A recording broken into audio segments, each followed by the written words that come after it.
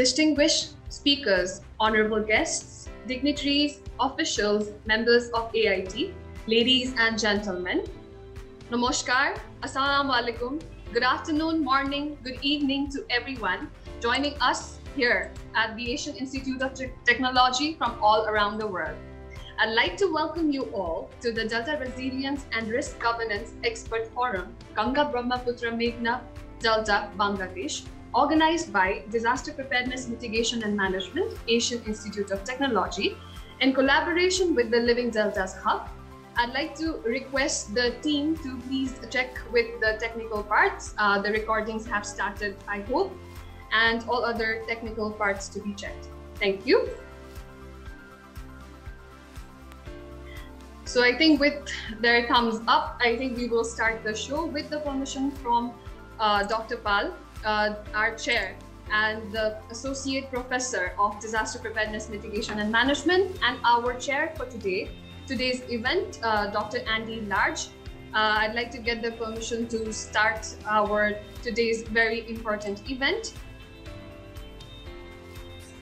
So I think, yes, with their permission, let's go ahead. Namaste again. I am Nishma Taladar. I'm a postgraduate student here at DPMM AIT, and I'm very grateful to be here with you again for the second event of our Delta Expert Forum series.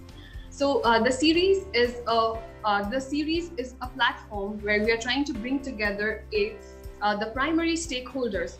In layman terms, we say experts who have been invested specific in Delta research and administration policy making, so that we can create something concrete by converging policy, science, and practices.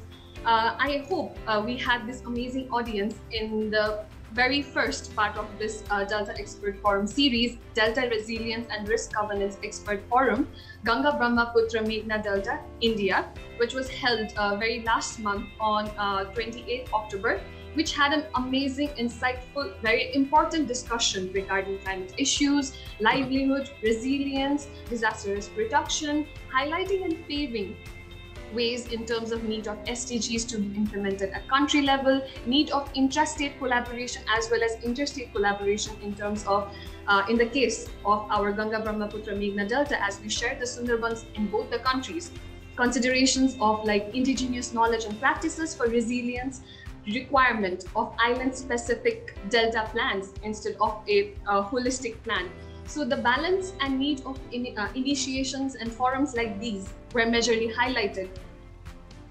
How we link the researchable need of people on the ground and to be implemented from the people, by the people, to the people, which will be where the important points that were raised during our discussion. So to kickstart this very second part of our Delta Resilience and Risk Governance Expert Forum series, please help me in welcoming Dr. Indrajit Pal, Associate Professor and Chair, Disaster Preparedness Mitigation and Management, Asian Institute of Technology, Thailand. Dr. Pal has an experience of more than 18 years in research, teaching, training, advocacy regarding DRR, hazard and risk assessment, and others. So over to you, Professor, for a brief welcome and overview. Thank you. Thank you, Nishma. Very good afternoon on behalf of AIT and also on behalf of the Living Delta Hub. Our project director and PI of the project, Professor Andy Large from Newcastle, will be chairing this session. Just to highlight a few quick points why we are organizing this particular series. So the Living Delta Hub actually is a project supported by UK Research and Innovation Global Challenge Research Fund. In short, it's called UKRI GCRF. And the hub is primarily focused on the long-term Delta resilience process. So to do that, in line with the aim of the hub, we thought like the Delta Resilience and the Risk Governance Forum is a platform we can create where the initiative could be taken as for sharing the voices of the primary stakeholders. Like we try to develop the nexus between the research community and also the practitioners as well as the decision makers. So this is the primary goal for this particular series. And as a part of the project, we are actually focusing on 3 locations, 3 delta and 4 socio-ecological systems in 3 countries like GBM India, GBM Bangladesh, and Vietnam. So our series, this is the second one, and the third one will be in focusing on Vietnam, our third expert forum. After that, in the next year. So with that, this particular forum series is proposed to bring in the Delta practitioners, research, and on-field researcher together. And we are also observing a large number of participants throughout consistently for various events. And this is the primary aim to advocate the Delta resilience and governance through the various stakeholders. So with that short briefing and outline, I'd like to request the program chair, Professor Andy Lodge, to go ahead and thank you all for your participation. Wish all the best for the program, and also over to Neshma to coordinate. Thank you. Thank you so much, Dr. Pal, for the brief overview.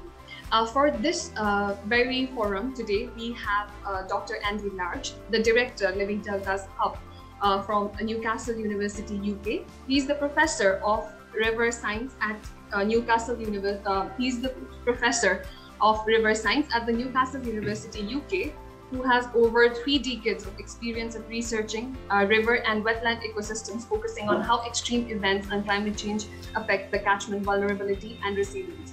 Over to you, Professor Lodge. Thank you.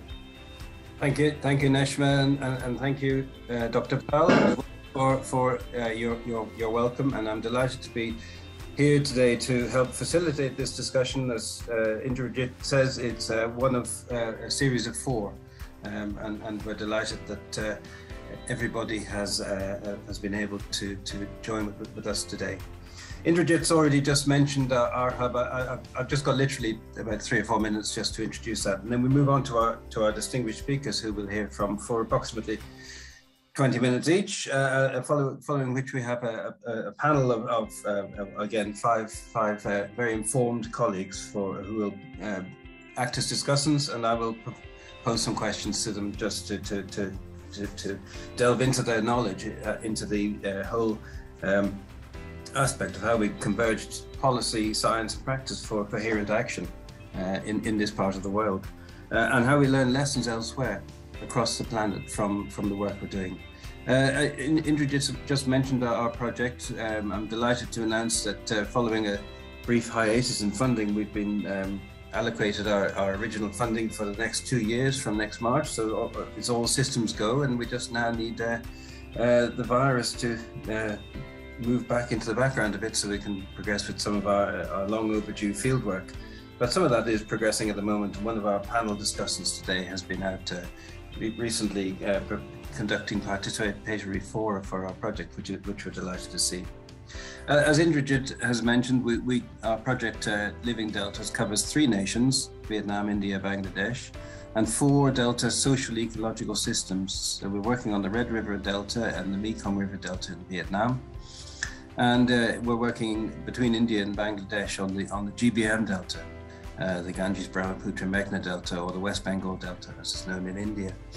And our project is one that focuses in on natural cultural heritage. We believe that knowledge, and indigenous knowledge, is key to Delta futures, and it's key to everything we do. And hopefully some of that will come out in our discussion today. We seek international sharing of co-created knowledge. We seek to understand how deltas are changing by learning from a range of different situations and national perspectives. We look at the key drivers of change and what are the consequences of that change. Our work is naturally fueled by the ongoing global crisis in biodiversity loss and climate change. And in essence, we are seeking to learn from livelihood experience and build better Delta futures with Delta communities. And so we look to capacity strengthen. We seek to work with the vulnerable and most marginalized on deltas. We seek to raise the voices of Delta dwellers, learning from their knowledge and feeding that into our policy discussions so that when we get policy, it's accepted by wide sectors of society, and we run with those equitable partnerships towards increased Delta resilience. One of our emphases at the moment is on what we call locally led adaptation.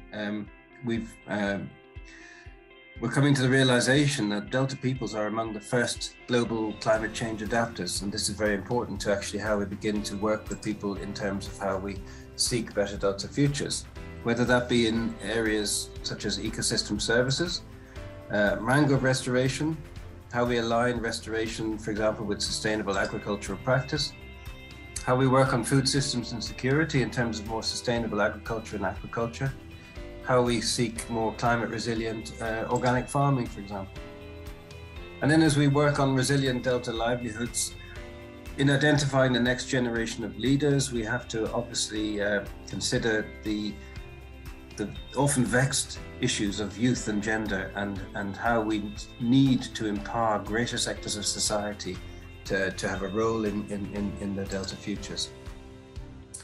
Dr. Powell is an expert in vulnerability and risk, and this is a big part of our project in terms of how we model that, in terms of modeling risk and how we assess livelihood and behavioral choices in relation to growing threats on deltas. And so as part of our work, we undertake what we call the science of the deltas. We seek to expand the data availability and source. We look to community science as one of our parts of our armory in terms of developing our knowledge of deltas.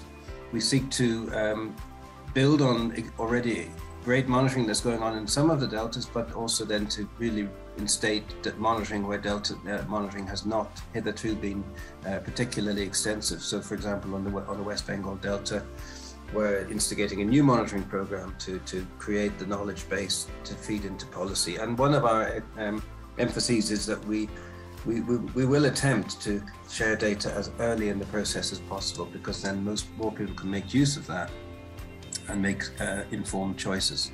And so it'll be really interesting to hear from our speakers from their knowledge today in terms of how we begin to converge, as I say, policy, science and practice. Our work is fed by the SDGs, and we work extensively in that area too. So there's a wide range of things that we do in our hub. We have over 130 people on our hub. We depend greatly on the experts in our hub based in the deltas, and over the next 2.25 years, we really seek to accelerate our work on the deltas and to work for Delta people, as I say. So I'll stop there in terms of introducing the hub. Some of our speakers work on the hub, and obviously we'll cross-reference to that as we go forward. So I'll pass back to you now. Thank you, Nishma.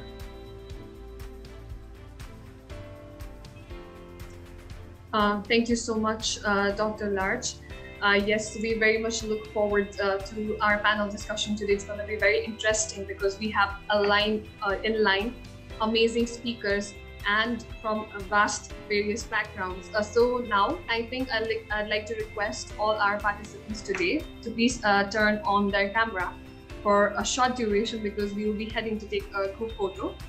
And I think for this responsibility, we have our forever Gunny. So I'll request Gunny to please take the lead on this, and request all our participants to please turn on the camera. Thank you.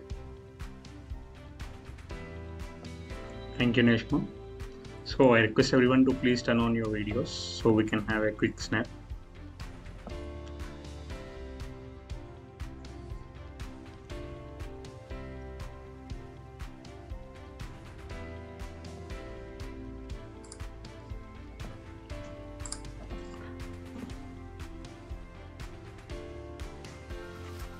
Okay, ready everyone? Please count 1, 2, 3 and say cheese. Cheese. Okay, one more time. 1, 2, 3 and say cheese. Yeah, thank you. Yeah, over to you, Nishma. Thank you so much, Gunny, for the support. So yes, now I think we are entering into our very main part of the event of the forum. So with the permission from our chair, as well as Dr. Pal, please help me in introducing our first speaker for the forum. We have Mr. Mohammad Abdullah Al Mamoon, the Joint Secretary of Department of Disaster Management, Bangladesh. He is the Director of Research and Training in the Department of Disaster Management in the Ministry of Disaster Management and Relief in Bangladesh. So if I'd like to request Mr. Mamoon. Very much. I hope the presentation is visible from your end now. Oh, thank you very much. This is Mohammad Abdullah Al Mamoon from Disaster Management Department, Bangladesh. Bangladesh is the biggest delta in the world. So this is my privilege to present about my delta. But I have echo. This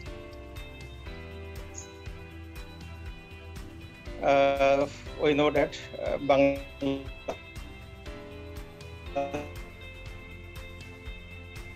apologies to interrupt, Mr. Mamoon. Actually, I think there has been an issue with the camera. Yes. So will you? I'd like to request you to please. Yeah, perfect.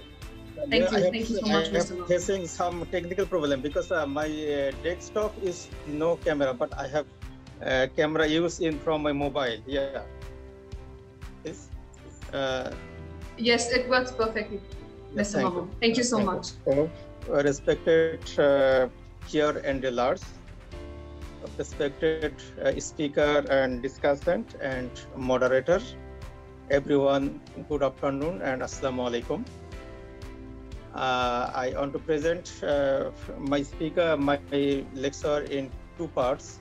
One, the Bangladesh Delta Plan 2100, and then I would like to present our activities as a disaster management department in Bangladesh to build up disaster resilient Bangladesh.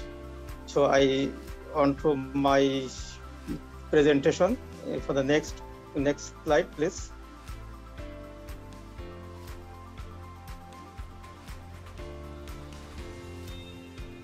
Yeah, outline of the presentation, the Delta Plan, Delta features, Delta challenges, Delta opportunities, planning and implementation, that is what is spot concept, and then vision and mission, Bangladesh Delta Plan process and methods and framework for strategy development, activities of DDM, Department of Disaster Management, to build up disaster resilient and Delta, that means Bangladesh.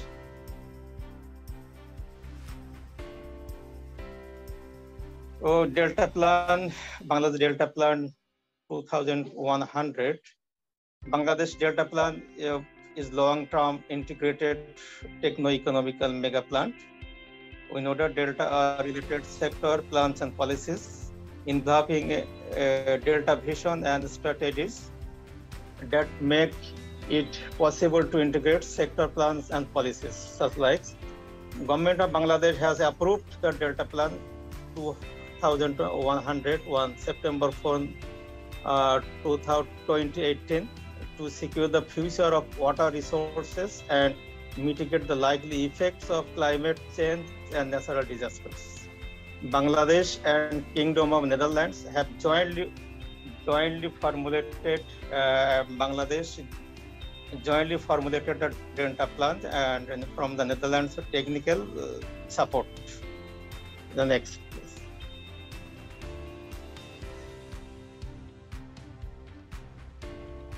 Our Prime Minister, Honorable Prime Minister, has said that Bangladesh Delta Plan 2100 is the plan moving Bangladesh forward to the next 100 years. We have formulated Bangladesh Delta Plan 2100 in the way we want to build Bangladesh. That is our Honorable Prime Minister's hope and desire and aspiration.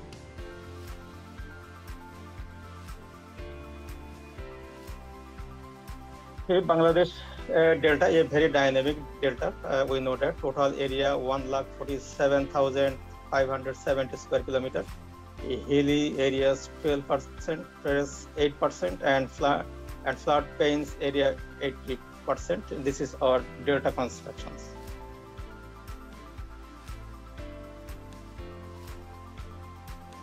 Yeah, our delta has particular features in our delta.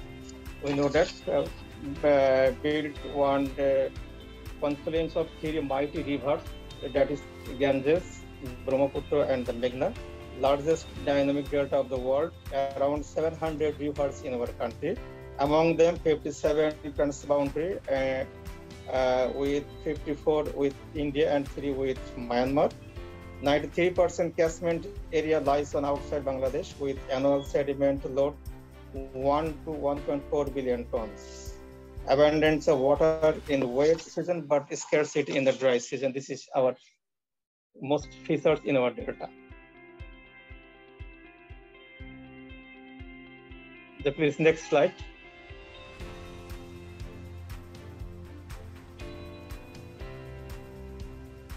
Yes, Bangladesh delta challenges. We have some challenges of next. The previous slide, please. Delta challenges. We have sub challenges to implement our delta plan. Rising temperatures, we know that 1.4 to 1.9 degrees increase by 2050. If extreme, then 2 degrees centigrade plus. Rainfall variability, increased flooding, droughts, river erosion, sea level rise, you know, cyclones and storm surge, water logging, sedimentation, transboundary challenges. I think there is no need to explain. I think we all know about this. The next slide. We have some opportunities as a delta. That is highly fertile land, agricultural land 65%, forest land 17%, urban areas 8%, water and wetlands 10%. Plenty rivers, more than 700 rivers across our country, which earlier mentioned. Open access to sea is a huge advantage. It could severe the needs of growing internal trade and commerce, could become a rational hub for international sea transportation. Dynamic inland water transport around 6,000 kilometers. Almost all districts are connected with each other. The industrial growth centers nearby rivers. The largest natural mangrove forest, that is Sundarban, have here. Unique ecological settings. There are 2 Ramsar sites in our country, ecological critical areas and national parks. Important 5 ECS are Hakalugi House, Tangor House, Sonadia Islands, Saint Martin Islands, Teknaf Peninsula. And over 800 species of wildlife identified in our ecological system.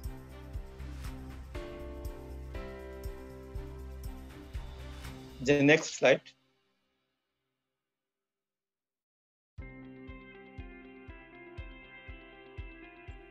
Yes, what aspect to implement the delta plan?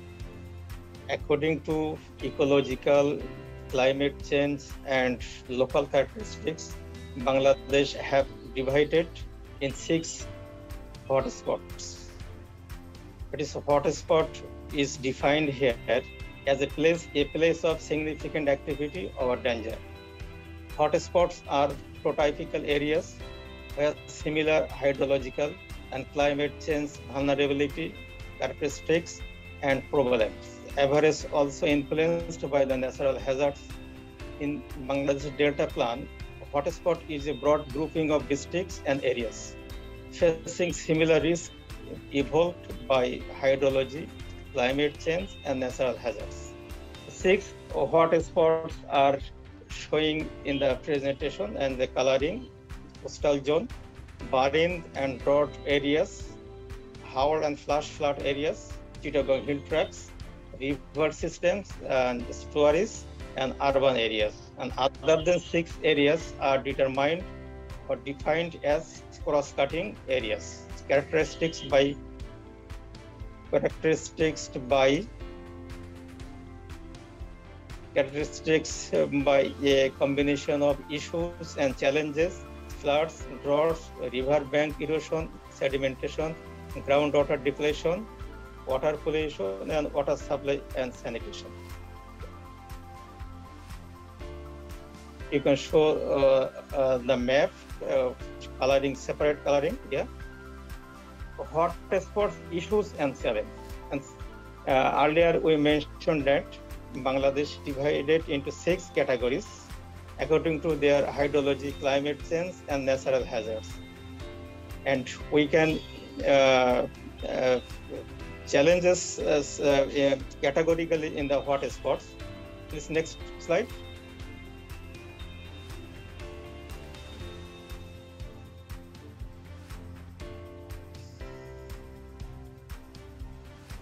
Next slide, please. Yes. Hotspot issues and challenges. The coastal zone. Coastal zone challenges cyclone storms and tidal surge, floods, salinity, waterlogging, river bank and coastal erosion, fresh water scarcity, groundwater level decline. Barren and drought-prone areas, freshwater scarcity, flooding and waterlogging, drainage congestion, groundwater level decline, inadequate sanitation services. And then Chittagong hill tracts, fresh water scarcity, drinking water supply, inadequate sanitation services, biodiversity decline. River systems and estuaries, floods, water quality, sedimentation and navigation, river bed changes, erosion, and aquifers. Just its means Jamuna, just hectares, Ganges, Padma, Lower Meghna, and acquisition, that is howls and flash flood, fresh water scarcity, in the floods, monsoon floods, waterlogging, drainage congestion, lack of water and sanitation services. Urban areas, some challenges: waterlogging, drainage congestion, freshwater scarcity, all stand in effluent management, urban governance. And that is the hotspot related challenge.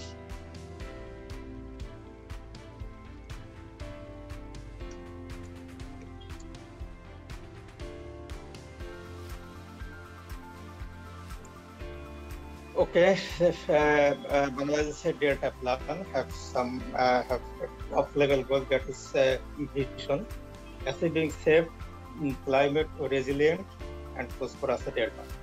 And mission, you can see that ensure long-term water and flood security, economic growth, and environmental sustainability while effectively reducing vulnerability to natural disaster and building resilience to climate change and other delta challenges through robust, adaptive, and integrated strategies and equitable water governance. High-level goals, as you say, that eliminate extreme poverty by 2030, achieve upper middle income country status by 2030, and being a prosperous country beyond 2041. And delta level goal, that you can see that ensure safety from flood and climate change related disasters, ensure water security and efficiency of water uses, ensure sustainability and integrated river system and estuaries, conserve and preserve wetland and ecosystems and promote their wise use, develop effective institutions and equitable governance for in-country and transboundary water resource management. Yeah. Another point is I cannot see that is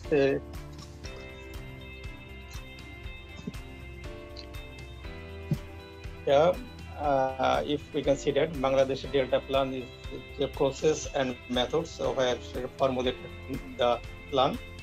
Baseline analysis, you can see that around 26 baseline studies. There find out some challenges and opportunities. Then setting the vision and mission and goal, scenario development, strategy development based on adaptive delta management principle, that you can see that national level, hotspot wise, then cross-cutting wise, investment plan, then financing arrangement and mechanism, implementation framework. This is the process and methods of formulating delta plan.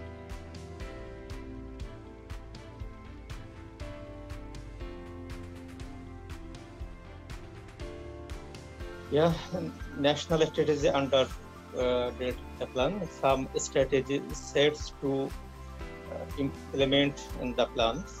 That is, can be hotspot related, our national level, and the fresh and trust risk management. Sometimes, yeah.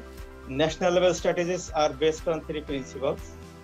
Strategies conducive for economic development without hampering environment.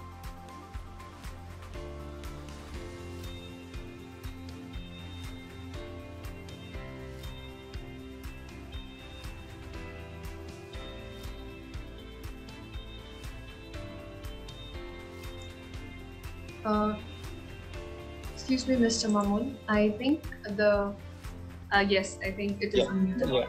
Thank you. Strategies for hotspots under coastal zone. Some strategies have.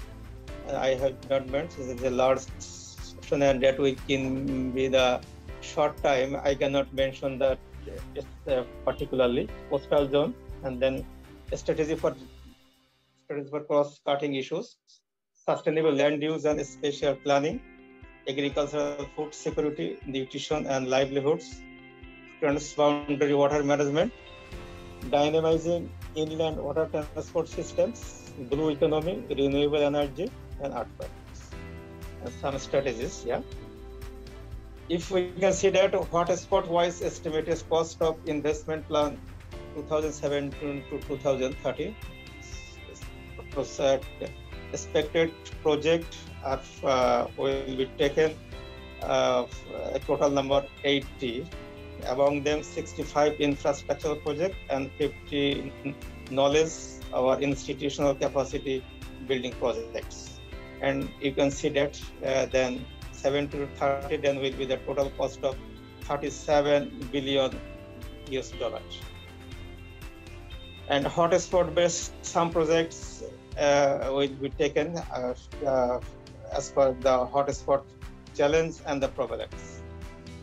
Then the second part is that the Department of Disaster Management, as a practitioner, we can implementing the programs, activities, and the projects to build Bangladesh as disaster resilient free.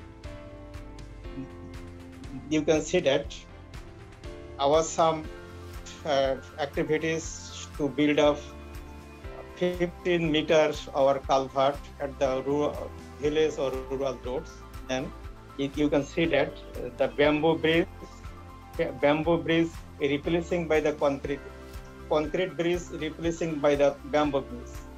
Then I think that's the most major development in our rural infrastructure and communication. And then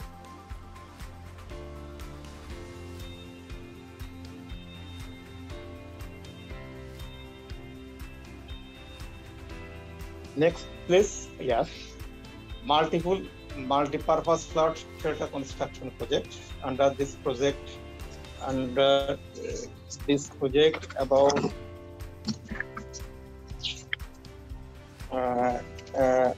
255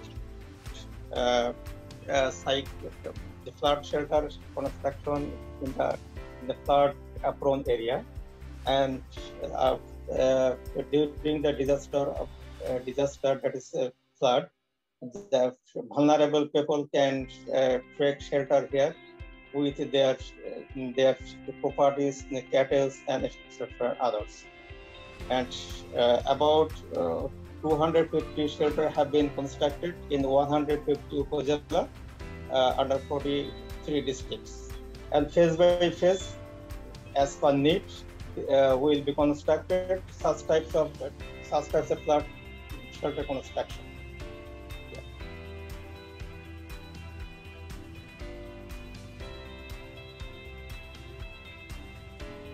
Yes, please. Next, please. Yeah, the construction of herringbone bond in to develop to improve the rural development and rural communication and the infrastructure. DDM has implemented the herringbone bond code in the rural level. Yeah. Next. Then cyclone shelter projects. You know that Bangladesh about 10 districts are mostly the coastal belt where some frequently cyclone hit this area. And to this in this region, vulnerable people during the cyclone can shelter in these types of shelter project, and it can be used in the multi-purpose. Yeah. Next, please. And then Mujib Kella, you can know that it is a great innovation. Our great leader, Bangabandhu Sheikh Mujibur Rahman, in 1972, he has started with only the muddy, but just soil. Now you can improve the such types of design, and during the flood, cyclone, the vulnerable people with their cattle and their assets can take shelter here. Next, please. It is Mujib Kalaya, disaster resilient house. About the last year, about 66,000 disaster resilient houses are built around the country for the vulnerable people and the homeless people. Next, please.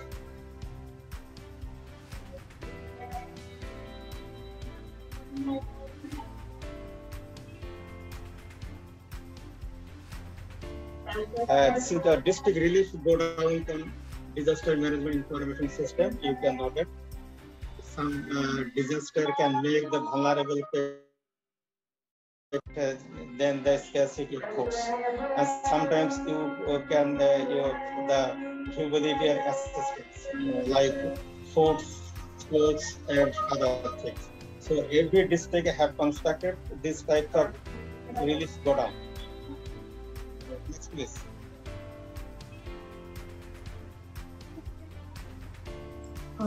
Apologies, Mr. Mamoon, to interrupt. Just I think 1 minute. We are almost on time, so I'd like to give you at least like 2 minutes to just wrap it up.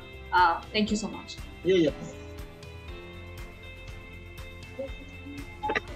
This is the maintenance and repair of village drought roads for rural communication and rural infrastructure. And then, please. Yes, DDM organized awareness building training workshop and seminar about the cyclone, about the flood and the fire and earthquakes and some issues. And next, please. Yes, training workshop and seminar.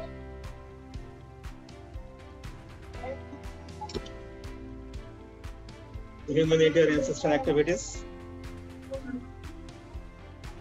Yeah, early warning activities for mitigation of disaster. Yes, early warning activities, IVR, interactive voice response, just 1090 in our country, that's toll free, and early warning and rescue exercise during the cyclone. Before the cyclone, some volunteers, legal and instructional framework. Bangladesh has formulated some disaster management related and disaster resilient to build a district in Bangladesh, and formulated some laws, rules, and guidelines. That is Disaster Management Act, Disaster Management Policy, Standing Order on Disaster, National Plan for Disaster Management, Disaster Management Operation Rules, Disaster National Strategy 1 Internal Displacement Management, Cyclone Shelter Construction Maintenance and Management Policy, Dead Body Management Resource Guideline, Disaster Management Guideline, Urban Volunteer Management Guidelines, Humanitarian Assistance Guideline. This is all about of my presentation. Thank you very much, all of you, for patiently hearing and giving me opportunity. Thank you very much.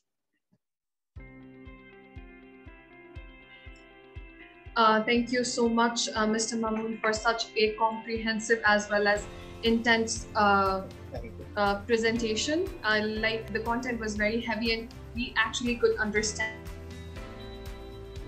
the smaller details within the system in Bangladesh itself. Yeah. I think this will be followed up with very interesting presentations further from the administration point of view. Now we have Professor Mashfiqur Salihin. He has been teaching in the Institute of Water and Flood Management in the Bangladesh University of Engineering and Technology, BUET, since last 27 years. And his research has focused on a variety of technical and interdisciplinary issues. And he has been leading different projects, national as well as international, as principal investigator and co-principal investigator. So we have Dr. Salihin here as well. So Dr. Salihin, I think he'll be sharing the presentation from his end itself. So I'd like to request him to share so that we can check if there are any technical difficulties, or we will be doing it from our end. Over to you, Dr. Salihin. Welcome. Thank you. Thank you so much for inviting me. Just wanted to make sure you can hear me all right. Yes, Professor. Yes. Okay, great. Let me see if I can change my virtual background to one of Living Delta's project, just to assure Professor Andy Large that I also belong to Living Delta's project. And I'm a co-PI from Bangladesh University of Engineering and Technology. And I hope, this is not a direct bribe, but he may want to give me a little more time, little more time than 20 minutes, perhaps. Okay.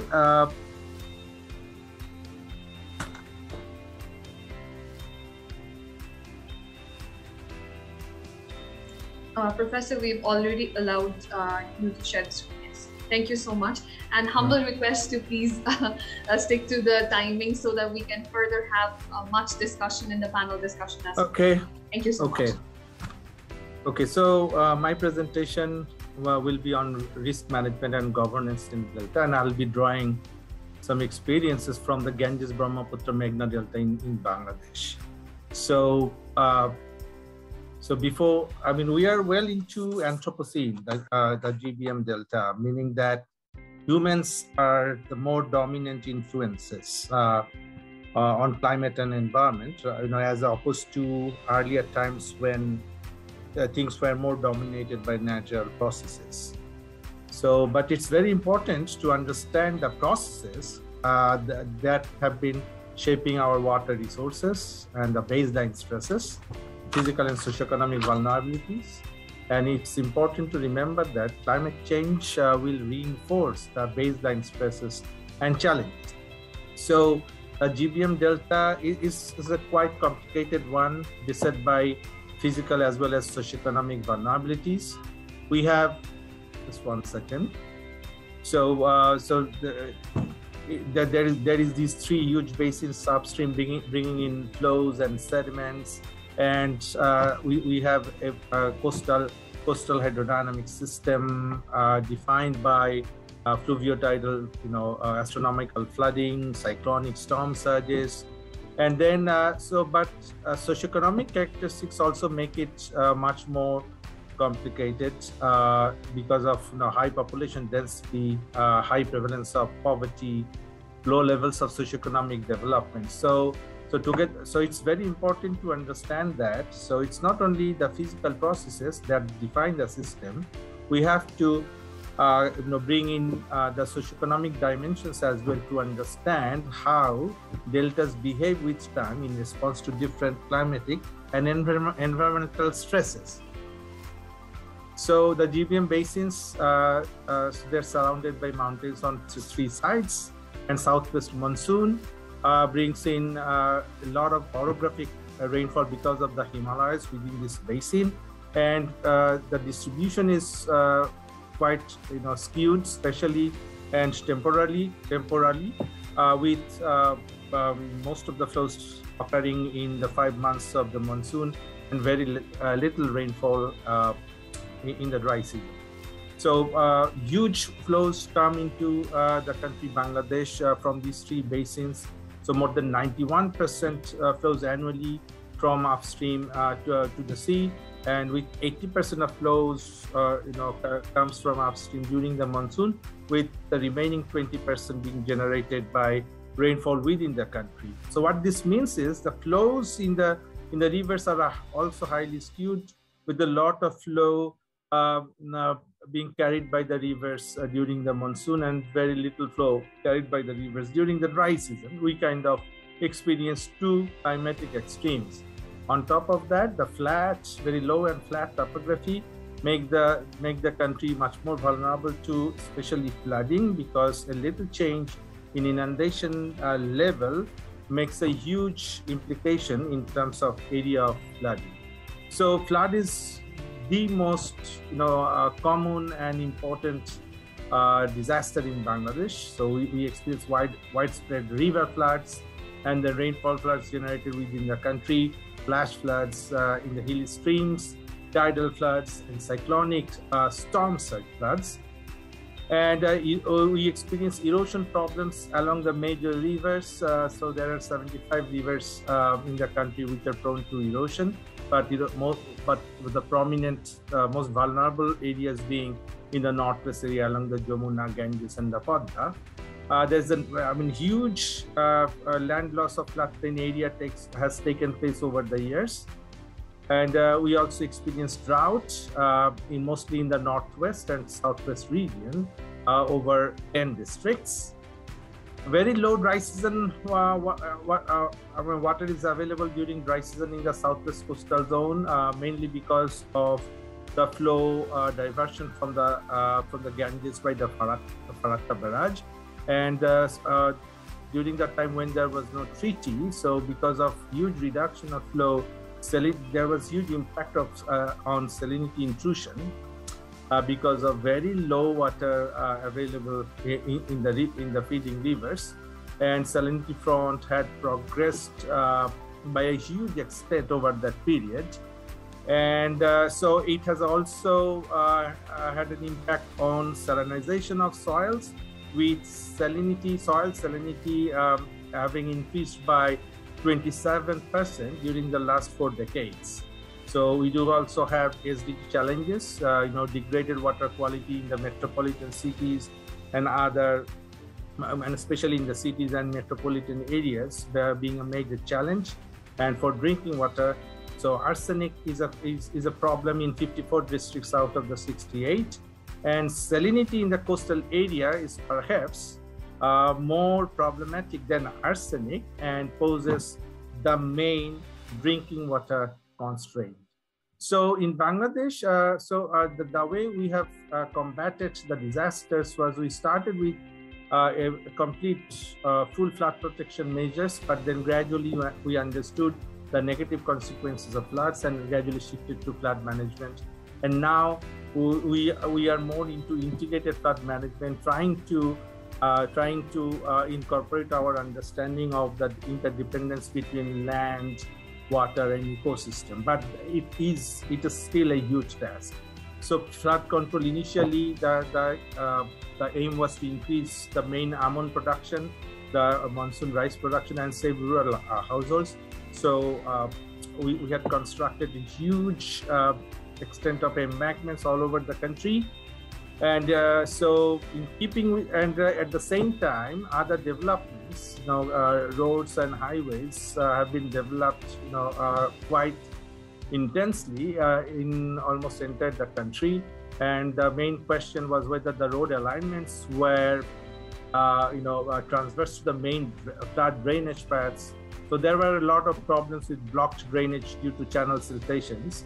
And this has been compounded by rapid urbanization and reduction of flood storage area due to filling up of low-lying floodplains and natural depressions.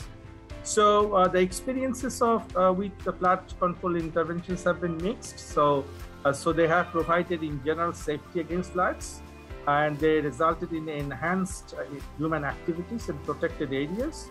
And in most of the parts of the country, there has been an increase in agricultural production, although a few researchers would argue about the widespread increase in agricultural production. But one important thing that we frequently disregard is the fact that there has been a good enhanced connectivity regional connectivity by the road cum embankment systems, which has a very positive impact on regional development. But in keeping with the growth of flood control projects, so there had been a decreasing trend in the flooded area. But what we see that since since late 70s or early 80s, there has been an increasing trend in the flooded area, and the major disasters becoming more frequent. So what we find that it's not directly attributed to the increasing trend of upstream flow. Rather, the embankment systems that were supposed to give us protection were unable to give protection against severe floods and even during medium floods. So what we found that in earlier years when flood damages were much less in comparison to the inundated area, but with enhanced economic activities and economic growth behind the embankments, with the embankment failing frequently, the economic damage has grown over the years, especially in recent years. And that has had a direct impact on the GDP loss. We are having a very good correlation with the percent inundated area. So disaster management, Mr. Al-Mamoun explained it very well. So we have had significant success in managing disaster, in particular preparedness and humanitarian response for saving lives from recurrent disasters. And so there has been a shift from response to more preparedness and comprehensive disaster management, and it is now a kind of a global role model in reducing loss and life due to disasters.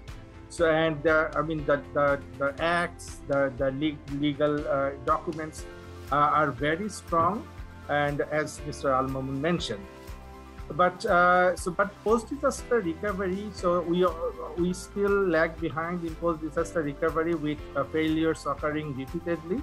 The infrastructures and the recovery has not been translated into Build Back Better, and so there was not much consideration of specific characteristics of social ecological systems in geographic context in Bangladesh, the cultural context, the indigenous activities. So it was not much risk informed either, meaning no consideration was there of the dynamic nature of risk with changing hazard and socioeconomic vulnerability. And importantly, recovery efforts have not been coordinated across sectors. So this is one area that I know the Department of Disaster Management has been putting a lot of emphasis on lately, and we have been also engaged in that process. So, but one thing important to recognize that the nature of the disasters are changing. For example, the sediments, which had been coming from upstream and feeding all these floodplains and basically replenishing the eroded areas. So there has been a declining trend in the sediment transport for upstream, and so which will have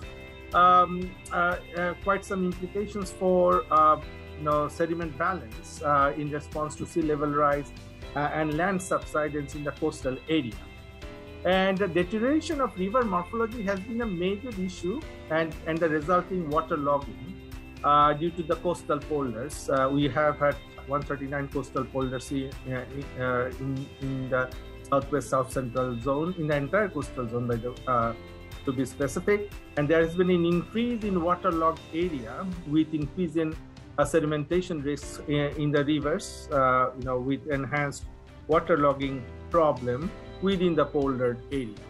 And so we have really not been very wise to consider the trade-offs between our development objectives and the cross-sectoral impacts that many development investments programs may have.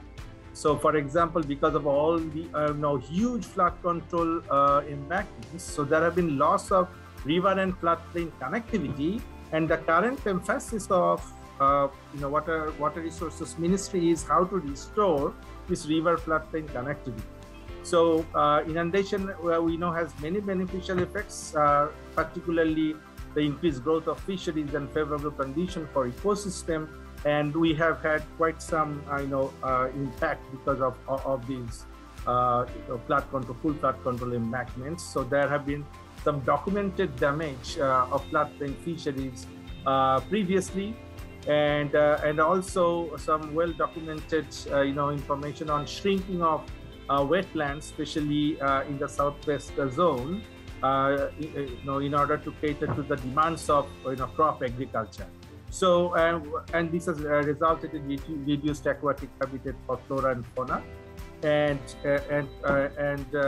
basically posed as a barrier to the movement of fish between river and floodplain. And rural drinking water supplies have similarly been impacted by excessive groundwater irrigation, with many hand tube oils drying up in many areas, with rural people not getting enough water during the peak irrigation season. So what we have seen is, so there are, as I mentioned before, there are some trade-offs between our development objectives and environmental resource use. So what we find that since 1980s, so there is an increasing GDP and per capita income, so which is in line with the rising levels of food and inland fish production. At the same time, the poverty also went down from like 35% to 17%. But in contrast, so the non-food ecosystem services such as water availability, water quality, or land fertility or land stability have deteriorated over time. So this is so whether these use of environmental resources can be sustained without considering the long-term impacts on the supporting ecosystem services, that is a huge concern.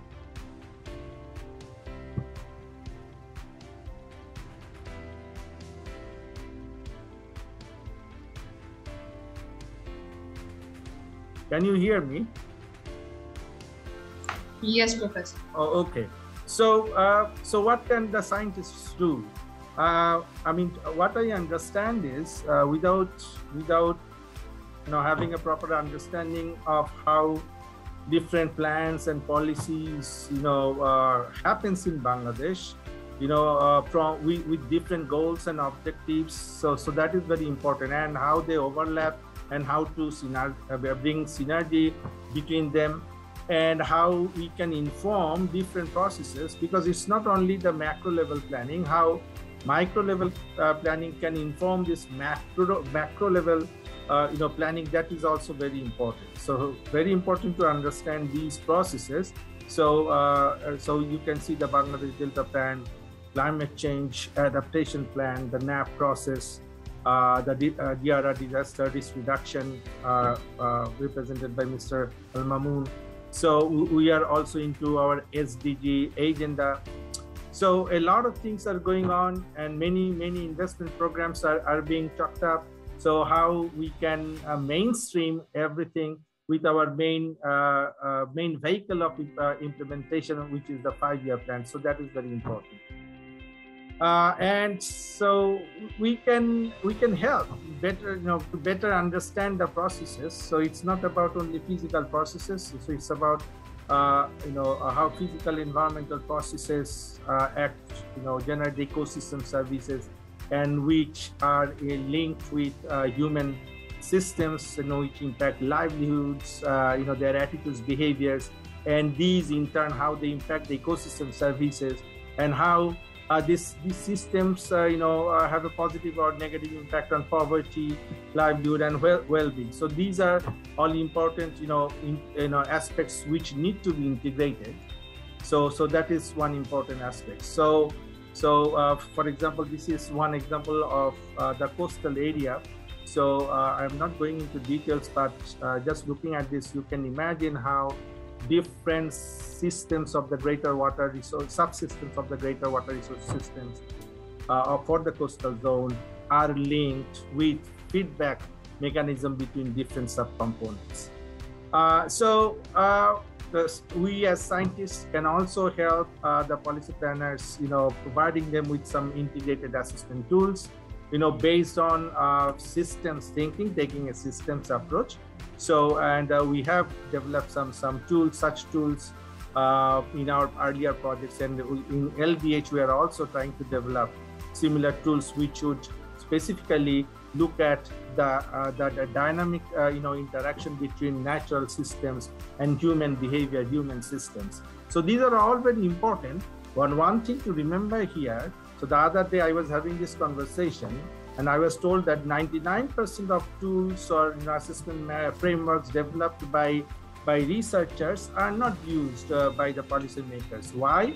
Because if they are developed in isolation, with the policy planners, not engaging with them from the very beginning of the process, things do not really materialize. So it is very important to engage with the right kind of stakeholders from the beginning, understand their needs, and help them with these integrated assessment tools. As we understand, the system is very much integrated.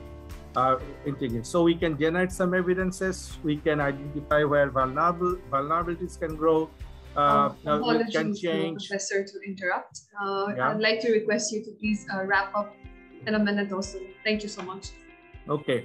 I cannot really, okay, let me take 3 or 4 minutes. Would that be okay? It'll be a bit difficult, but I think up to 2 minutes, Professor. Okay. Thank you so much. Anyway,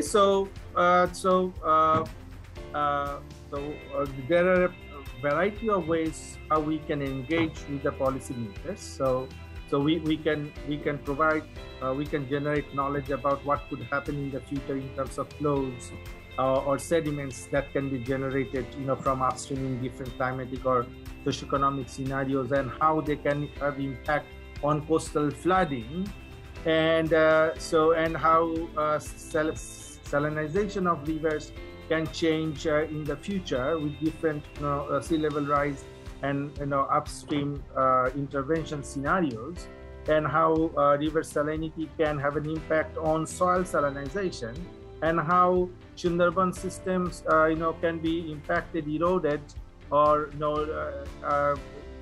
lose some lands in the future as a result of sea level rise and subsidence, and how different species composition of Sundarbans may change in future in response to the changing salinity regime, and how and we can also help in informed decision making, looking at the embankment reliability, and emphasizing that embankment maintenance is more important than raising embankments in all areas. These are all we found from our research.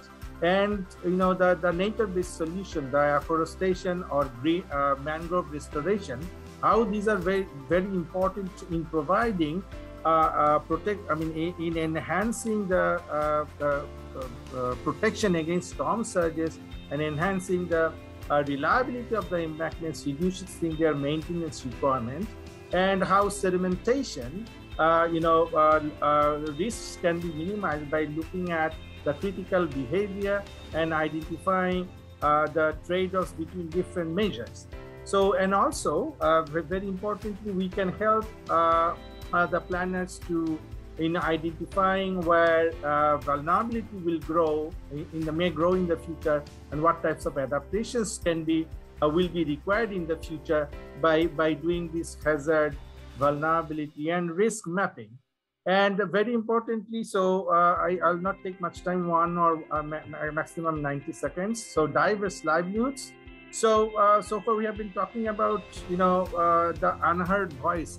Very important to understand, as I said, how all these biophysical processes, disasters, impact different livelihoods. Different livelihoods would be impacted differently. They would respond differently. So, for example, in the coastal area, dominant livelihood is agriculture. but broadly, some of them are natural based and some of them are human resource based. But there is a seasonal dependence on the provisioning ecosystem services, with the extreme poor and poor people relying more on ecosystem services. So that is very well understood. So that basically reinforces our understanding that it's very important to highlight, to emphasize the ecosystem preservation of ecosystem and enhancing the ecosystem services. And I will stop there. Just wanted to mention that. So now that we are talking about, we are into our SDG agenda. So we have set the different goals, different targets, but it's very important, based on what I have discussed so far, it's very important to understand the trade-offs between different development objectives, different SDGs, and the environmental resource use. So that may have some trade-offs instead of positive synergies. So that is very important to to investigate with the working with the government so that we can move in the right direction.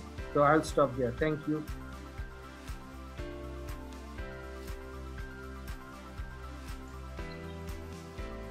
Thank you so much, Professor Saleh. Actually, your presentation was so comprehensive, yet integrating the very important content and the highlight of the discussion of our forum, of linking our triple things: policy, science, as well as research. So we will be taking questions from our audience as well. So please drop your questions in the chat box. We will be having the discussion towards the end post our panel discussion. So please put your queries in the chat box itself.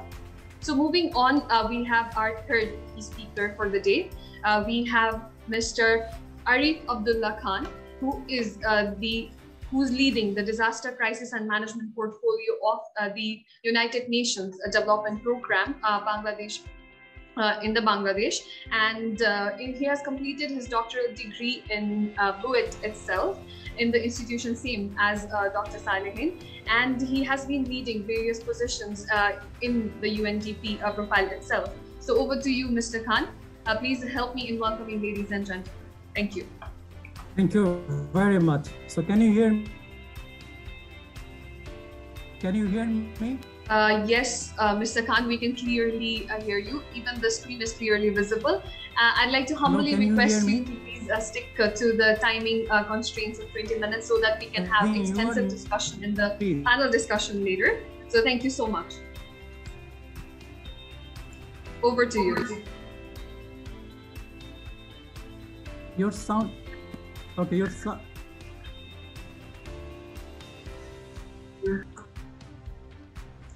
Okay, your sound yes, is not. Okay, I guess there's been a little echo issue. Apologies. So I'd like to request you to please stick to the timings provided. I hope everybody can hear the things clearly. Thank you. Over to you, Mr. Khan. Thank you.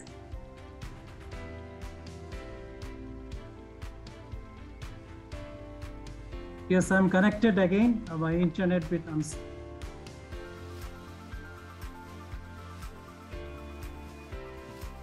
Okay. So thank you very much. And there is one correction. I have not completed my master's from BUET. I'm still continuing. But first of all, yes, it's really difficult to make a presentation after Dr. Salehin was such a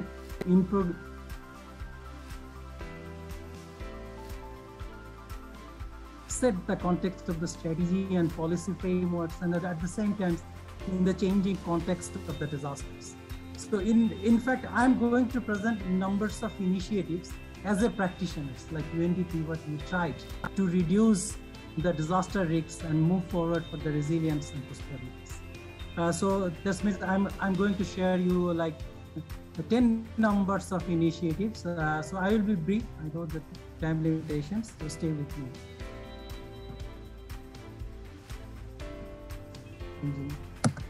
Okay, fine. So one thing we introduced from UNDP, we call it disaster impact assessment tools. You know that environmental impact assessment tools was earlier in our country, but we introduced disaster impact assessment tools. the objective of the tools is the risk-informed planning. This tool we introduced for the Planning Commission, like ensure the risk-informed planning for the public sectors. And at the same time, we also introduced for the disaster risk information platform. In short, we call it TRIP. What we did in DI, like two major objectives why we introduced the DI tools. First broad objective is that when government is going to invest for infrastructures, that need to be explored is the intended infrastructure is threatened by the existing hazards. And second component is that is the intervention increase the intensity and frequency of the existing hazards. And third bit of it is that if the intervention is also increasing the new risk and hazard on it of the existing units. So three components need to be explored in the DI. And the second objective is that particularly if the intervention is going to invest in that areas with the existing risk and hazards, what are the countermeasures is required to make it resilient? So three objectives in that way. So we try to, as it's the new tools, you know that government doesn't like to introduce any new tools, and that's they have to follow numbers of procedure and forms. So we try to make it very simple. So what we tell them is that it's need to be 6 steps of the tools. First, every investment program, like infrastructure investment, they need to locate where it is located in the hazard maps, and they need to identify what is the probable impact and hazard of the proposed investments. And at the same time, they also need to be what the countermeasures need to be done for this, so that can address the risk and vulnerability. And in the fourth step, they need to assess what need to additionally do for promoting resilience. But if there is emergency, what is the plan for the emergency? If they need to continue the business, what is the business continuity plan? If they also need to be recovered, what is the plan for that? And we also put in a fifth stage is that they need to calculate what the additional, if they are going to for resilience and risk reductions, what is the conventional investment project and what is the addition for disaster risk reductions. And finally, they need to report in the process what is the residual risk. Like it's an embankment, but it's not protecting any particular flood cycle and other cycle of these. What is the threshold and what is the residual risks that need to be communicated with the community and stakeholders. So there's the 6th step in short we introduce in that way. The good news is that it's already mainstreaming in the process in the government for the any public investment. So in Bangladesh now we can tell that for every public investment, DIA tools, they need to answer those 6 steps they need to complete of any infrastructure investment in Bangladesh. Then we develop the disaster risk information platform. Why we think that? Why we put the DIA tools? Because then the planning professional need to access the information, particularly for the disaster and climate information, why they are developing the DIA. That's why we developed the DRIP. And in this DRIP, we try to some sort of access to the information like disaster and climate change, how in these areas are trends and their projection. Future scenarios also already put that, so the planning professional can access with those information. At the same time, as they need to have the countermeasures, what the probable countermeasures, like if they build a big building, what is the BNBC and other government rules and policy, what is the environmental issue they need to consider. So it's the DRIP is the combination of the countermeasures and risk information together. So when a planning professional developing a investment proposal, so that can easily identify and access and they can answer the DIA things. The main architecture of this, because for the information like for the hazard risk vulnerability, it's belong to different government agencies and departments. So DRIP is tried to agency like Met Office, they will get such a different type of information. For the water resource, they have the flood and other like different GIS. Like different government agencies have the different information, but in the Planning Commission, in the DRIP, what we try to do is that we try to connect the all government agencies. Like we already have 10 ministries already MU under that, they are providing the information.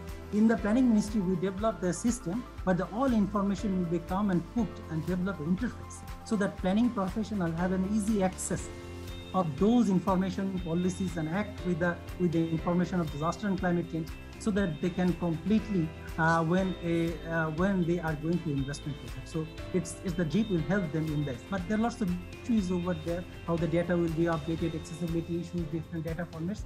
We are trying to improve in the system, but the system isn't changed. So that is one initiative I already.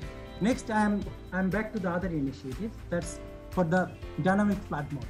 You know, for Bangladesh, still flood is the most damaging loss and damage issue for the flood in Bangladesh. But our flood early warning system, still we are providing water level of a river. So with the BUET, we try to develop the dynamic model. So what the water level in a river forecasting is meaning to a village. Like in our forecasting system, they are telling that is your particular nearby river will be after 5 days or something like this, will be 10 centimeters below or above the danger. But what is the mean to a villagers if they have a PD in the field? So what we try to do it, we try to 4 dimension. We are trying to do it, what is the depth, duration, velocity, and extent of the water is coming in that. So what we try to do in this process is that we particularly try to simulate in that way the time series of the water level data, discharge data, river cross section, and the other satellite image, and with the land use pattern, dam. With all these parameters, a 2-dimensional model has developed so that it can create the extent of the flood area, flood depth, duration, and velocity. So in compiled with that, its risks also be going to quantified, so that a 4 signaling system we are also going to introduce for the flood, like 1, 2, 3, 4, 5. So with the context we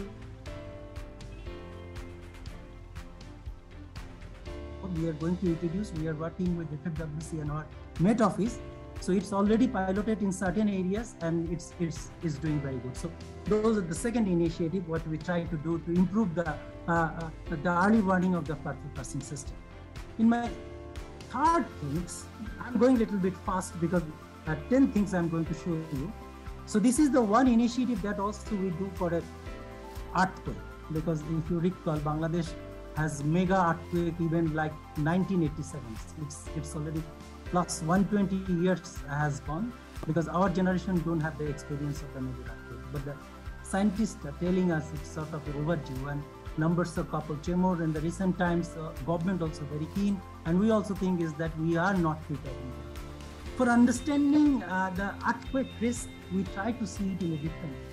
First, we try to assess where we are sitting, what is the condition of the soil, particularly the bearing capacity and the distance from the fault and other soil characteristics that is going to affect that we explore in that way.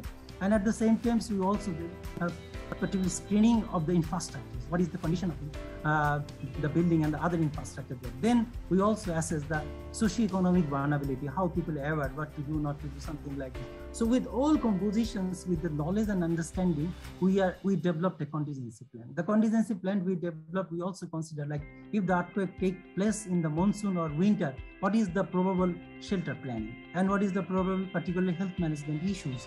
And the route, particularly, we also simulate in that way. If a particular building of a particular road particularly break down in a certain area, what is the route of that at that time of the disaster? So whole thing we did in a different manner, and we used the particular GIS and other new technologies, satellite image and other new technologies.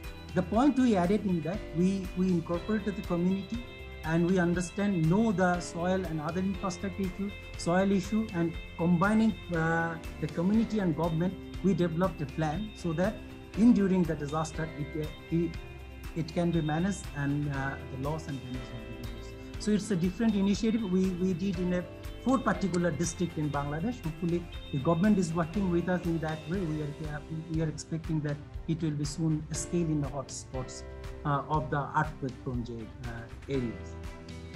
So my 4th initiative, I'm going to show you that one of the big challenges in Bangladesh is that after any disaster, targeting the beneficiary. Particularly, it's the issue of effectiveness, timely response, and issue of a governance, because it's a exclusion and inclusion errors is there. Lots of local government issues are also relating with this. So what we did is that we took a piloting program, like if a village has 500 people, so we are going to screening their disaster risks with the risk equations. We quantified the risks. Like now we can tell if it is a 500 people in a village, who is number 1 and who is number 500 as terms of vulnerability. In doing so vulnerability, we took numbers of indicators, values and coefficient we put in that, like household ownership, income. Is the income is sensitive to disaster? The point I want to make is that with the whole of the issue of the physical, socio-economical or other vulnerabilities, with the hazard risks, we quantified the risk in a particular village. If a disaster took place, so that government will be in a place, particularly if government want to support 50 people, what type of support? Is it if they do need child food or cattle food, what type of support they need, where they need to support? The whole list will be coming very fast. So we use different telco data and other data and artificial intelligence to do the targeting beneficiary needs. It's a very easy to use, and we are still working with the ministry how we can use those softwares for targeting the beneficiaries. And my next innovation and thing is that it's not an innovation, we tried in it, because in Bangladesh, riverbank erosion is one of the major issues. And lots of infrastructure and particularly costly infrastructure need to do. But we try to introduce, it's not we alone, but numbers of businesses try to introduce the nature-based solution. We use jute, geotextile and vetiver. And it's fantastically worked. Like we can understand when the vetiver growth in that way is a very particularly good for slope protection and bank erosion. So it's fantastically worked. I think it's a huge potential. Government is also working on it for a nature-based solution for disaster risk reductions. And one of the issue of for a housing in the rural area, like the cyclone and wind speed and people, particularly poor, are suffering.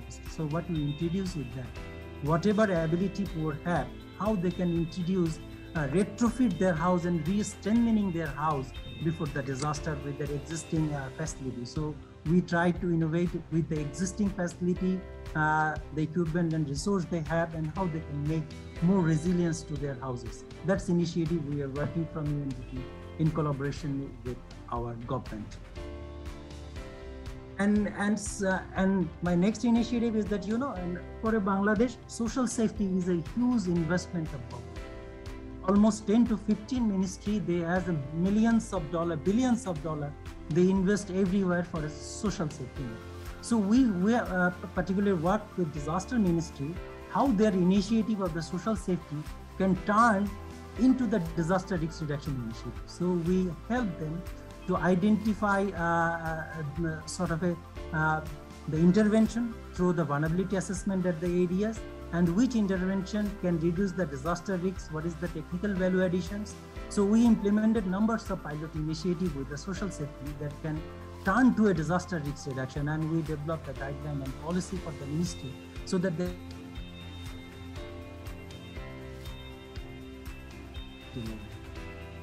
and our this initiative with the person with disability, particularly we do know that those people, particularly PWD, is suffer more in the time of the disaster, in the time of the preparedness.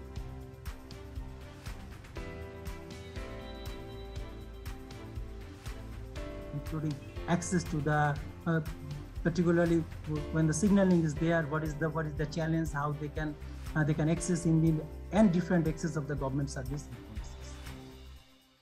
And my second part of the presentation is the risk-informed investment for the private sector. So what we did, because we do believe for attaining our sustainable development goals in Bangladesh, we do believe that at least 70% investment need to come from the private sector. That's why our private sector need to be resilient. So we took numbers of initiatives for the private sector. One initiative we need for a EPZ, it's in Chittagong, Kornifuli EPZ and a Kalurgarh, two specific area we try to, there's a huge investment of the industry. So we try to develop the risk profile of the industries, particularly in future, what type of flood, cyclone and salinity, earthquake, eventually the pandemic issue is over there. What type of risk scenario is that, so that people can understand their risks and upcoming risks like the salinity. If they need fresh water, how much fresh water will be available in future? Those scenarios we develop for the industrial area so that they can continue their business and they can invest with knowing their risk.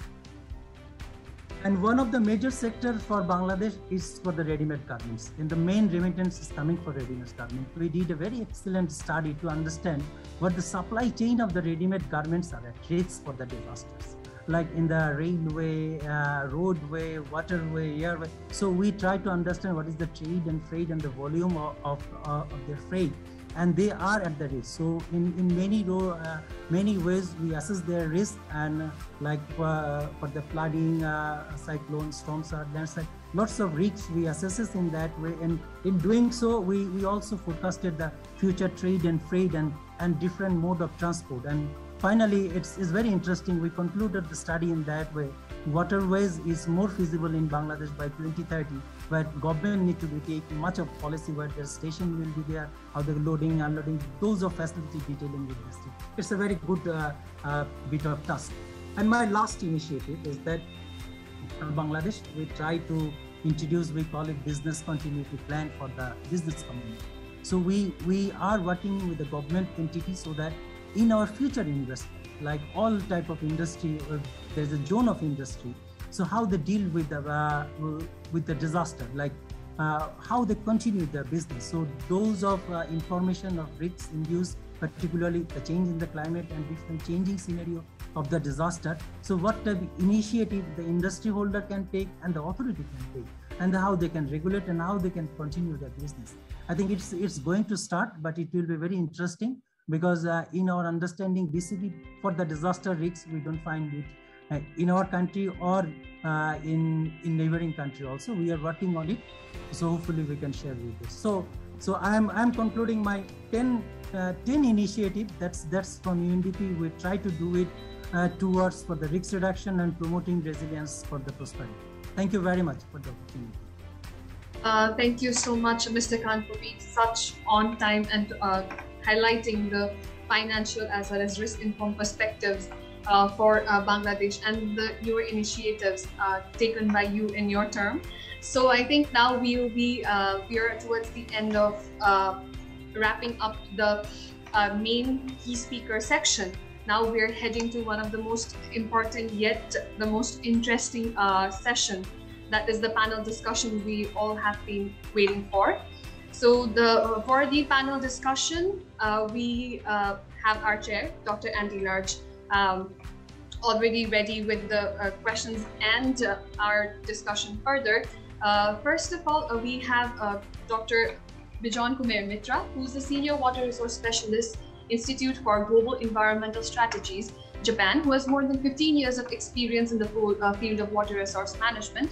Unfortunately, he could not be here today due to unavoidable circumstances, but he has sent his best wishes for the event, and he has played a very important role for us in coordinating and supporting for the event today.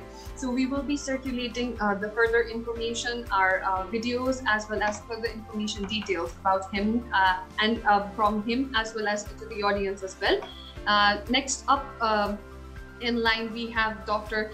Sheikh Tauhidul Islam, Professor and Director of the Institute of Remote Sensing and GIS from the Jahangir University, Dhaka, Bangladesh. He has keen interest in critical geographical inquiries in the areas of environment, disaster management, and climate change. And he has led more than 60 research projects, more than 40 articles in peer-reviewed journals. Next up in line, we have discussant number 3, Dr. Mokbul Morshid Ahmed, the Associate Professor here in the Development Planning, Management and Innovation in the Asian Institute of Technology, Thailand. And his research interests include economic geography, regional and rural development planning, human conflict, adaptation to climate change, NGOs, civil society, and globalization. Next up, we have Dr. Fazal Rahman, Postdoctoral Research Associate in the Living Deltas Hub from the Department of Geography in Northumbria University, UK. Trained in the environmental engineering, he works as the intersection of natural science, social science, and public policy. And his research to date has been more focused on climate change adaptation, adaptation finance, water quality, and delta resilience. And last but not the least, for our discussion, we have Dr. Indrajit Pal, Associate Professor, DPMM, AIT. So I'd like to hand over this forum back to the chair. Dr. DR&RG for taking the lead on the panel discussion further. Thank you so much. Over to you, Dr. R&G. Thank you. Thank you again, Neshma, and again, it's my honor to be asked to take charge of this session. We have about 20 minutes for this, so if it's possible, can I use you again, Neshma? You're excellent timekeeping.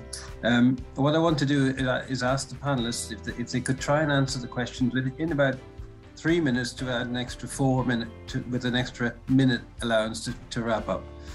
I'll ask you all one question, and then I have some other ones in the background if we have time to follow up. But that'll allow us about 15-16 minutes and give us time for a couple of follow-up ones, which I can just throw out there for people to take. So in the chat, what I'll do, I'll just post the questions in the chat just so everyone can see what we're doing. I've tried to pre-send these this morning to the speakers. I developed them as we were going. And so my first question would be to Dr. Islam. We heard today from our speakers, we had some magnificent talks. I would echo what Neshma said in terms of the quality and range in the talks was so rich. And we heard firstly from one of our speakers about the wide range of goals in large-scale planning in Bangladesh, particularly, for example, the Bangladesh 2100 plan and the more recent climate national adaptation plans. And we heard about some of the issues and trade-offs of management approaches and planning. So my question to you, Dr. Islam, is that given both hard and soft engineering approaches have a role in building water resilient landscapes, in your opinion, what criteria are most useful for choosing where those are appropriate?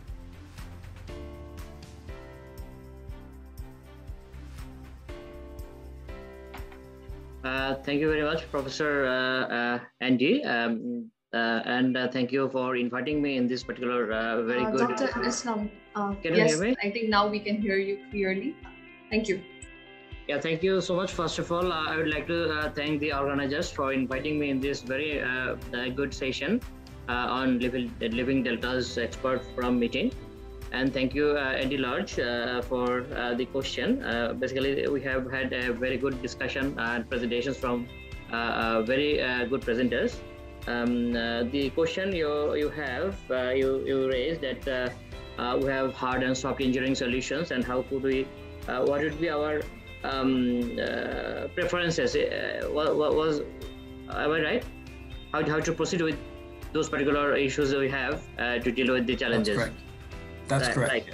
Right. The issue is Professor Salim showed and others also just showed that we have huge big problems now.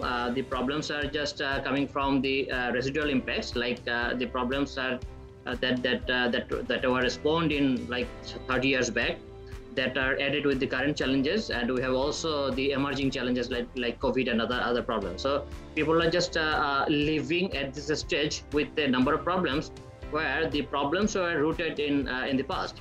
So, but we are just having our tools to address the issues now.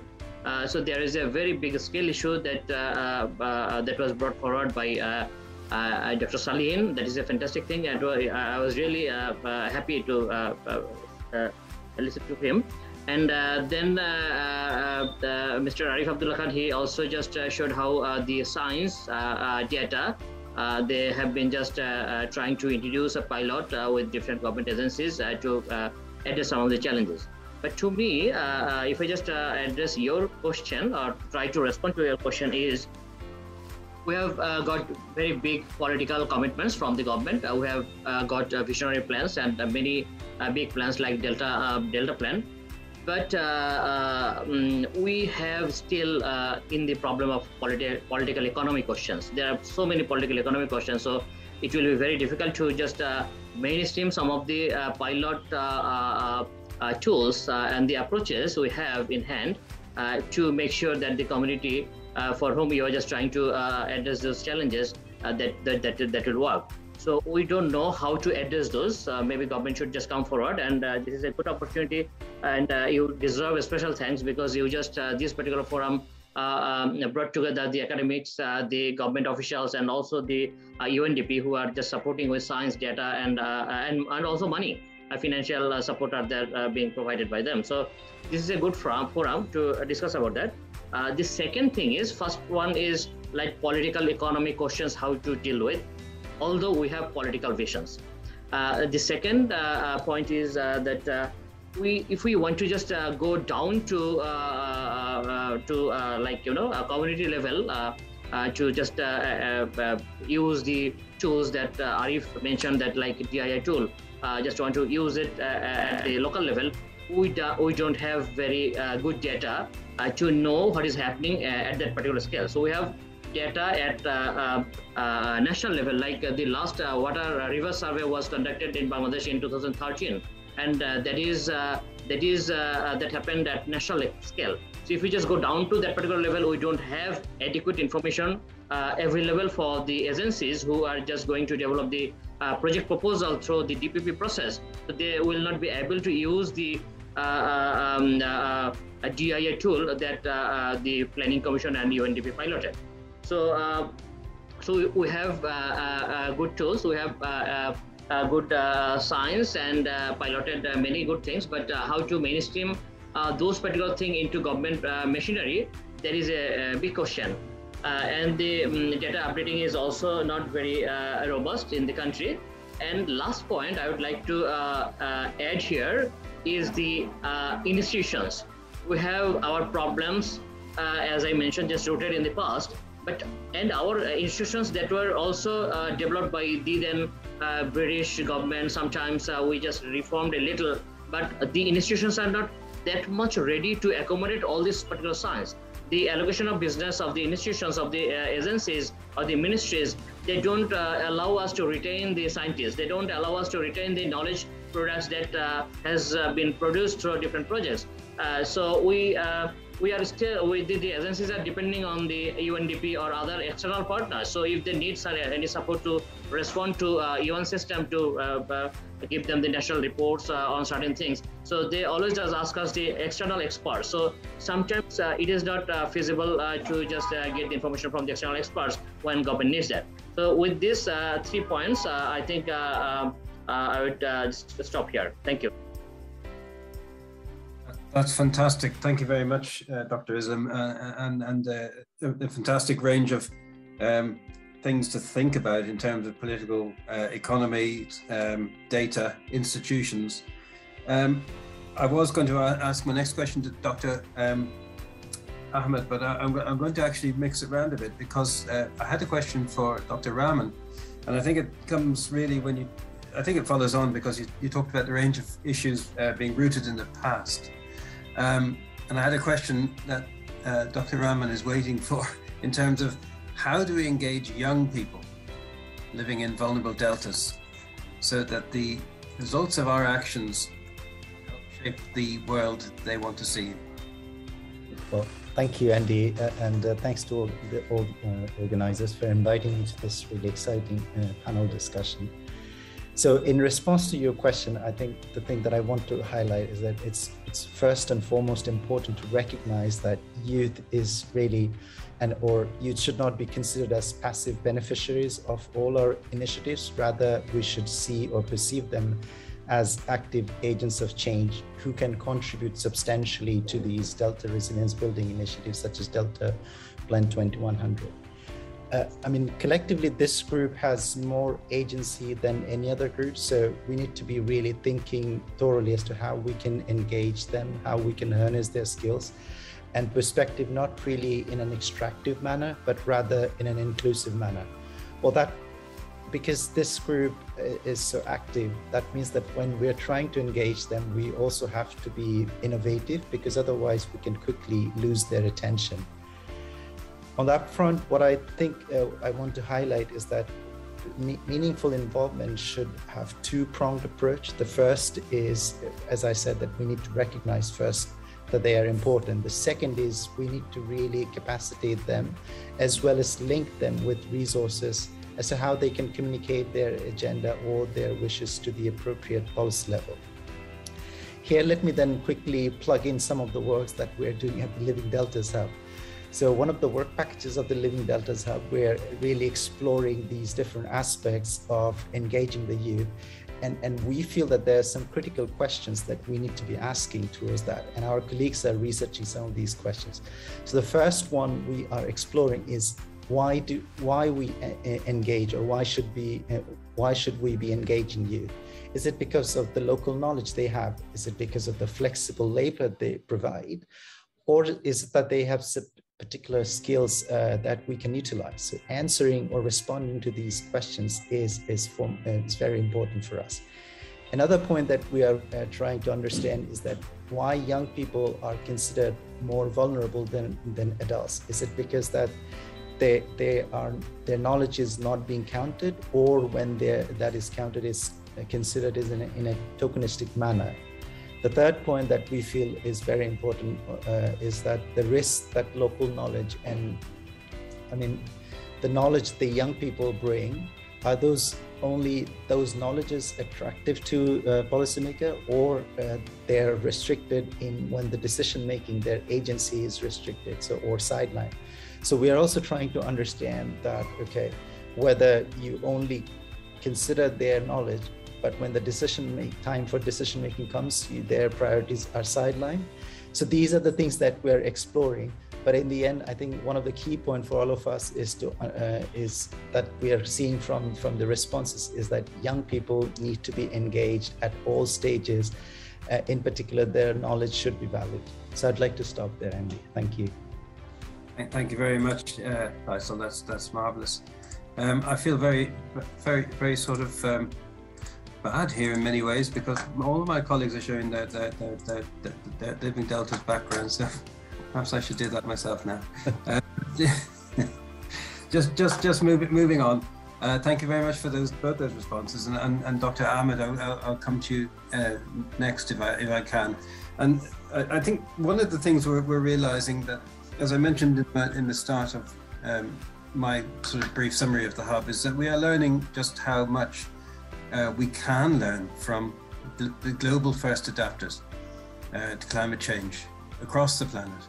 That there should be not a perception that there's a perceived direction of knowledge or wisdom to come in terms of how we can manage things, because the countries and the peoples who are dealing at the forefront of climate change can teach the world huge amounts. And so my question to you is directly related to that.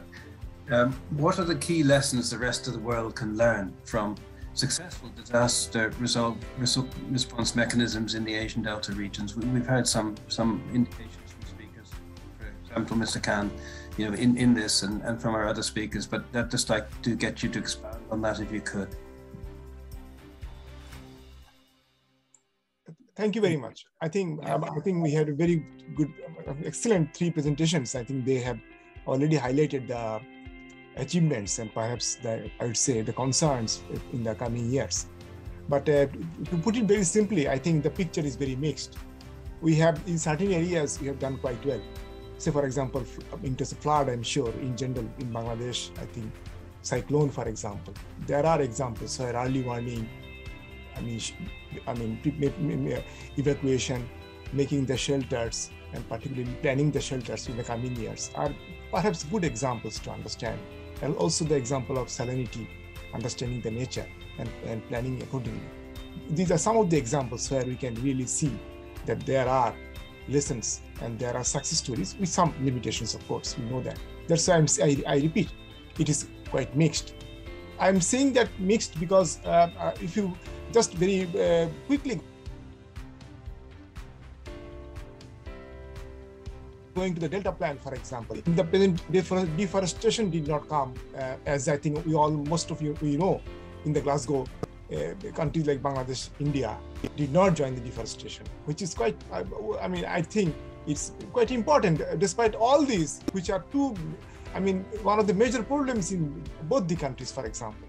So this is one example. Second example, I will give you the case of the, some of the trends, disaster trends, which are, important. I think if you look at the data, I'm sure, for example, Bangladesh, you can see the lightning is a growing trend of, I would say, risk in Bangladesh, and casualty data is also quite worrying. Has not come much in the policy making. Of course, I think our friend from the ministry Al-Mamun should be knowing. I am aware of that. But it worries me because I think it is already quite late to understand the risk from a disaster like lightning. So I think the picture is mixed. We have done in certain areas quite well, but I think there is no room for complacency. There is room for, I think, further work. And I will prefer to highlight another issue is there is the quite poor link between the research, policy, and practice. That worries me. I think if you look at, to me, I think if you look at the future, I think from the past, this is important. Put resources, priority on research, and checking the policy, and finally, looking at the practice on the ground. The link is very important to me. I think this is important, not only for the reason we are talking about today, the reason beyond us. I mean, if you ask me, personally speaking, I think that's a real concern to me. And it has, thanks to, again, to the three presenters, I think they have, more or less they touched upon this issue. But I think I prefer to repeat that here. It's very worrying to me because, as I think Professor Islam also mentioned that, you see, in case of ministries, very traditional, I think it's a bargaining economy, but still I think the bureaucracy and some institutions have remained a bit old-fashioned. They need reform. Unless this reform happens, I think we have to be worried. So in that case, the proactive role of some institutions, including, I would say, public management and governance, improves. I think we should be worried. I think these are the core areas we should be prioritizing and really focusing on in the coming years, perhaps decades. I'll stop here. Thank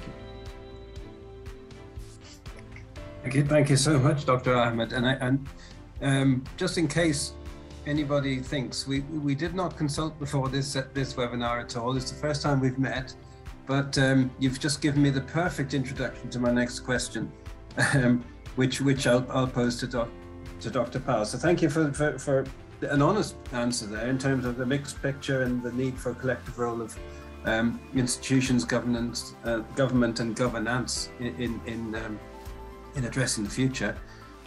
My final question that I've got to pose to a speaker, and I might ask one more if we have time. I'll be guided. We heard, for example, from Professor Salehin that 99% of tools developed go underused typically. And we know that in Bangladesh, we have some mega scale plans, for example, the Delta, which is a huge,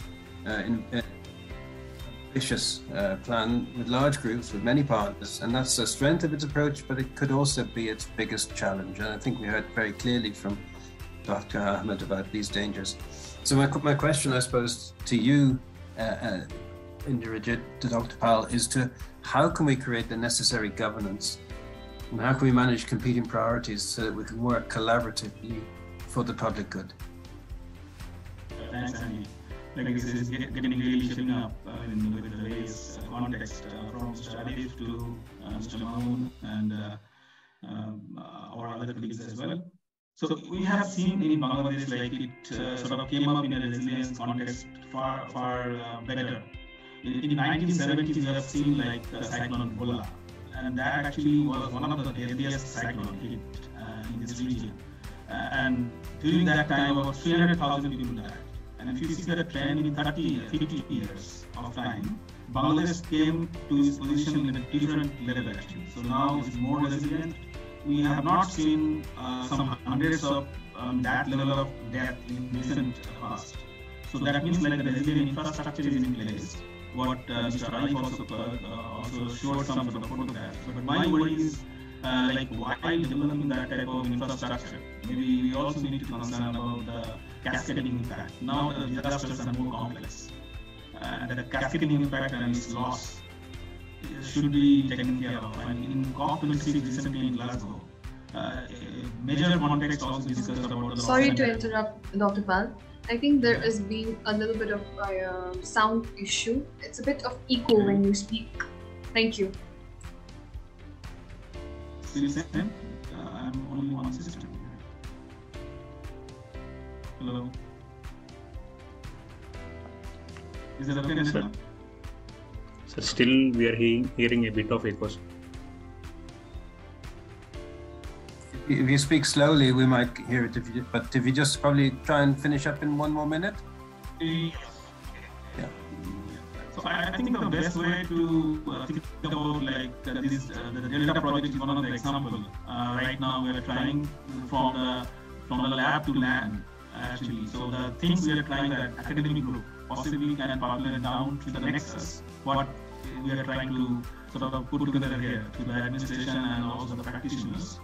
So that nexus possibly can help us in implementing some of the risk governance. Sort of breaking the silos from the top down to the bottom up.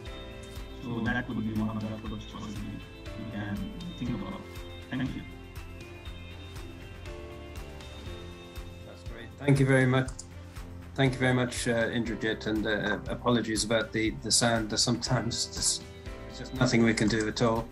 I'll just pose one more question, I suppose then, and I'll open it up to anybody in the group, probably not Indrajit given you've an echo, but to any of our first three speakers, if they want to just even give 1 or 2 sentences. The final question, because we have about 3 or 4 minutes left, is we heard from our 3 excellent speakers today of landscape differentiation in Bangladesh, the Sahara, the southwest Bangladesh, the whole range of different parts of the country, and the range of different environmental issues that presents in different situations. And given our emphasis in the hub on really trying to look at localization and locally led adaptation, localizing the SDGs, etc. I'd just like to sort of generally ask if anybody would like to take this one on as to what they see are the major challenges and what are the main opportunities for those local natural environments as we work to increase general water resilience throughout the country.